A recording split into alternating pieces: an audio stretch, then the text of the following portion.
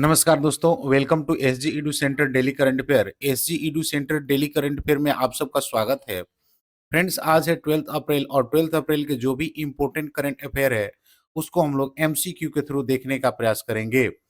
आइए शुरू करते हैं। आज का हेडलाइंस है कि तीसरा बिम्स्टेक कृषि मंत्री स्तरीय बैठक नई दिल्ली में आयोजित की गई।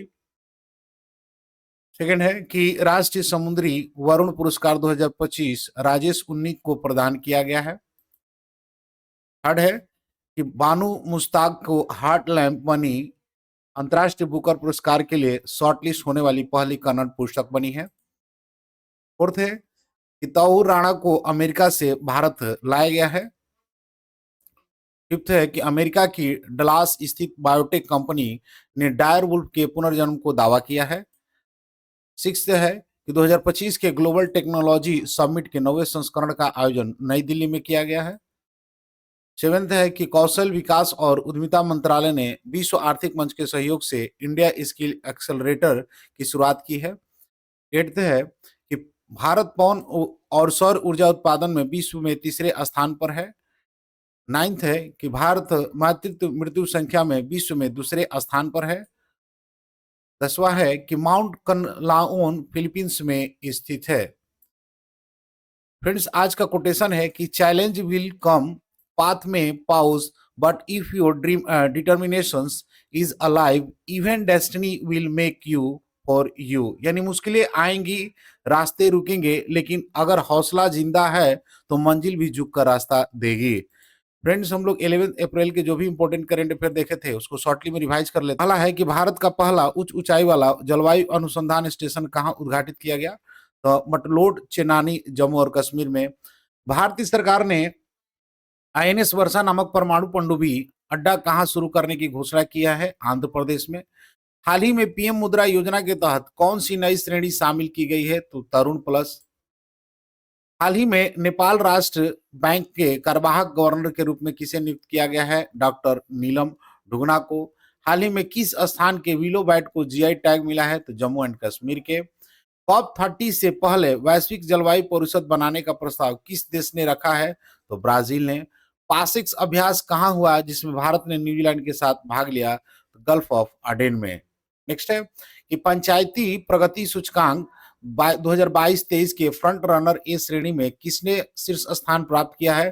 तो गुजरात ने। हाल ही की मौद्रिक नीति में आरबीआई द्वारा रेपो दर कितने निर्धारित की गई है? तो 6%। जीपी दृष्टि पहल किस राज्य में शुरू की गई है? तो गुजरात में। फ्रेंड्स, आज का पहला क्वेश्चन है कि तीसरा बिम्स्टेक कृषि मंत्री स्तरीय बैठक कहां आयोजित की गई? यानी where is the third BIMSTEC agriculture ministerial meeting held? Option A Bangkok Thailand, option B Delhi, option C Nepal Kathmandu, option D Rio de Janeiro Brazil. तो इसका सही आंसर है फ्रेंड्स कि नेपाल काठमांडू में तीसरा बिम्स्टेक कृषि मंत्री स्तरीय बैठक आयोजित किया गया है। फ्रेंड, देख लेते हैं इसके कुछ एडिशनल इंफॉर्मेशन को कि तीसरा बिम्स्टेक कृषि मंत्री स्तरीय बैठक 9 अप्रैल 2025 को काठमांडू नेपाल में आयोजित की गई थी। इस बैठक में बिम्स्टेक सदस्य देशों के कृषि मंत्री और वरिष्ठ अधिकारियों ने भाग लिया, जिसमें भारत, बांग्लादेश, भूटान, नेपाल, म्यांमार, श्रीलंका और थाईलैंड शामिल थे। बैठक के दौरान बिम्स्टेक कृषि सहयोग योजना यानी 2023 से 27 को लागू करने की जोर दिया गया है और भविष्य के सहयोग ढांचे के लिए ठोस परिणाम सुनिश्चित करने की बात की गई है। नेक्स्ट क्वेश्चन है कि हाल ही में राष्ट्रीय समुद्री वरुण पुरस्कार किसे प्रदान किया गया? यानी who has recently been awarded the national maritime Varun award? Option A Arun Pali, option B Sunil Bharti, option C Rajesh Unni और option D none of this. तो इसका सही आंसर फ्रेंड कि राजेश उन्नी को राष्ट्रीय समुद्र वरुण पुरस्कार से प्रदान किया गया है। फ्रेंड्स, राष्ट्रीय समुद्र वरुण पुरस्कार जो है राजेश उन्नी, जो कि सेंचुरी मेराइन ग्रुप के संस्थापक है, उन्हें दिया गया। 5 अप्रैल 2025 को उनको ये पुरस्कार प्रदान किया गया है। मुंबई के 62वें राष्ट्रीय समुद्र दिवस समारोह के दौरान दिया गया है। प्रस्तुत जो करता थे वो डीजीसी यानी director general of shipping. Next question है कि अंतर्राष्ट्रीय बुकर पुरस्कार के लिए शॉर्टलिस्ट होने वाली पहली कन्नड़ भाषा की पुस्तक कौन सी है? यानी which is the first Kannada language book to be the shortlisted for the International Booker Prize? Option A Heart Lamp, option B Samskara, option C Pravara और ऑप्शन डी अरुणा। तो इसका सही आंसर फ्रेंड की हार्ट लॉन्ग जो है इसको जो है बुकर पुरस्कार के लिए, अंतर्राष्ट्रीय बुकर पुरस्कार के लिए शॉर्टलिस्ट होने वाली पहली कन्नड़ भाषा की पुस्तक बनी है। नेक्स्ट क्वेश्चन है कि मुंबई हमले के आरोपी तबूर राणा को किस देश से भारत लाया गया, यानी from which country was the Mumbai attack accused Tarun Rana brought to India. Option A America, option B Canada, option C Pakistan, option D Iran. तो इसका सही आंसर फ्रेंड कि अमेरिका से जो है मुंबई हमले के आरोपी तबूर राणा को भारत लाया गया है। तबूर राणा जो कि मुंबई हमले के आरोपी हैं को संयुक्त राज्य अमेरिका से भारत लाया गया है। 10 जून 2020 को भारत ने औपचारिक रूप से राणा के प्रत्यर्पण का अनुरोध किया। 15 मई 2024 को राणा को भारत में प्रत्यार्पित किया गया, जहां वह 2008 के मुंबई हमलों में अपनी कथित भूमिका के लिए मुकदमे का सामना करेंगे। संयुक्त राज्य अमेरिका के अधिकारियों ने राणा को प्रत्यार्पित करने के लिए भारत के साथ सहयोग किया गया है। नेक्स्ट क्वेश्चन है कि हाल ही में किस स्थान की एक बायोटेक कंपनी ने डायर वुल्फ के पुनर्जन्म का दावा किया है, यानी recently a biotic pump from which place has claim that the reincarnations of dire wolf. Option A China, option B Japan, option C America और option D none of this. इसका सही आंसर फ्रेंड की America की company है biotech company ने dire wolf के पुनर्जन्म का दावा किया है। फ्रेंड चीन की एक बायोटिक कंपनी है, सॉरी चाइना की है ये बायोटिक कंपनी। चीन की एक बायोटिक कंपनी सिंजोन टेक्नोलॉजी ने डायर वुल्फ के पुनर्जन्म का दावा किया है। यह एक प्रागैतिहासिक विशाल भेड़िया था जो आइस राज के दौरान उत्तरी अमेरिका में रहता था। लगभग 10,000 साल पहले विलुप्त हो गया था। क्लोनिंग तकनीक की बात करें तो कंपनी ने जीन डेटिंग और स्टेम सेल तकनीक का उपयोग करके इस प्रजाति को पुनर्जीवित करने का प्रयास किया है। विवाद की बात है तो कुछ वैज्ञानिकों ने इसे दावे पर संदेह जताया है, क्योंकि पूरी तरह से विलुप्त जानवर को क्लोन करना अभी तक संभव नहीं है। नेक्स्ट क्वेश्चन है कि हाल ही में 2025 के ग्लोबल टेक्नोलॉजी समिट के 9वें संस्करण का आयोजन कहां हुआ, यानी where was the 9th edition of the global technology summit 2025 held recently. Option A Indore, option B Nagpur, option C New Delhi और ऑप्शन डी रांची। तो इसका सही आंसर फ्रेंड्स की नई दिल्ली। नई दिल्ली में 2025 के ग्लोबल टेक्नोलॉजी समिट के 9वें संस्करण का आयोजन किया गया है। फ्रेंड्स 9वें ग्लोबल टेक्नोलॉजी समिट यानी GTS 2025 हाल ही में नई दिल्ली भारत में आयोजित किया गया। यह समिट भारत सरकार और कार्नेगी इंडिया के सहयोग से आयोजित किया गया है। महत्व की बात करें तो यह एक प्रमुख अंतर्राष्ट्रीय सम्मेलन है जो प्रौद्योगिकी, भू राजनीति और सुरक्षा से जुड़े मुद्दों पर चर्चा करती है।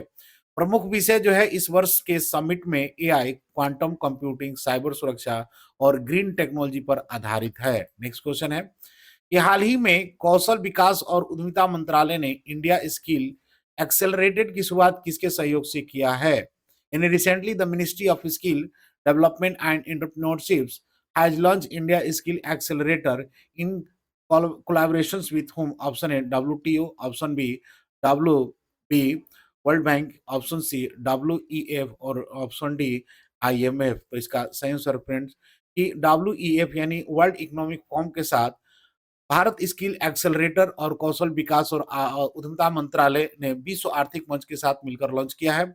यह पहल युवाओं को रोजगार कौशल प्रदान करने और भारत में कुशल कार्यबल विकसित करने के लिए शुरू की गई है।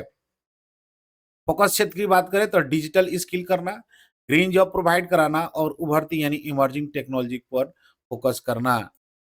नेक्स्ट क्वेश्चन है कि वैश्विक ऊर्जा थिंक टैंक एम्बर की एक रिपोर्ट के अनुसार वर्ष 2024 में पवन और सौर ऊर्जा से बिजली उत्पादन करने वाले देशों में भारत की स्थिति क्या है, यानी in report by the global energy think tanks Ember what is the position of the India among the country producing electricity from wind and solar energy in the year 2024। Option A first, option B second, option C third और option D fourth. तो इसका सही answer friends की third positions है। Next question है, sorry यहाँ पर friends यहाँ पर थोड़ा सा मिस प्रिंट हो गया, ये आपका थर्ड पोजीशन है। यानी report global energy think tank amber 2024 में विंड एंड सोलर एनर्जी में से बिजली उत्पन्न पर एक रिपोर्ट जारी की है।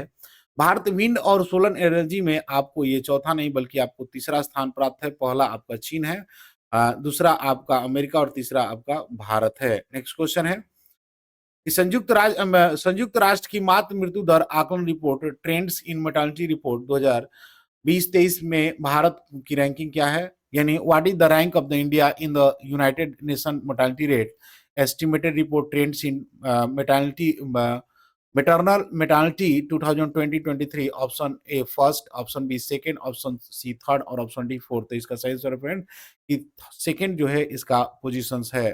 नेक्स्ट क्वेश्चन है कि माउंट कनलाउ जो हाल ही में समाचारों में था किस देश में स्थित है, यानी Mount Kunlun which was in the news recently is located in which country? Option A Ecuador, option B Indonesia, option C Italy और ऑप्शन डी फिलीपींस।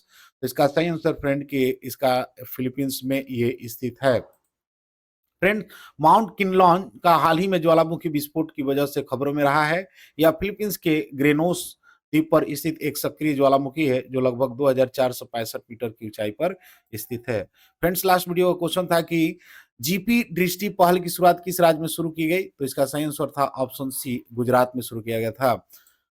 आज का क्वेश्चन है कि संयुक्त राष्ट्र की मातृ मृत्यु दर आकलन रिपोर्ट ट्रेंड्स इन मैटरनल मोर्टेलिटी 2023 में भारत की रैंकिंग क्या है। ऑप्शन ए प्रथम, ऑप्शन बी द्वितीय, ऑप्शन सी तृतीय, ऑप्शन डी चतुर्थ। फ्रेंड इसका आंसर कमेंट बॉक्स में जरूर दें। मिलते हैं अगले वीडियो में, तब तक के लिए जय हिंद।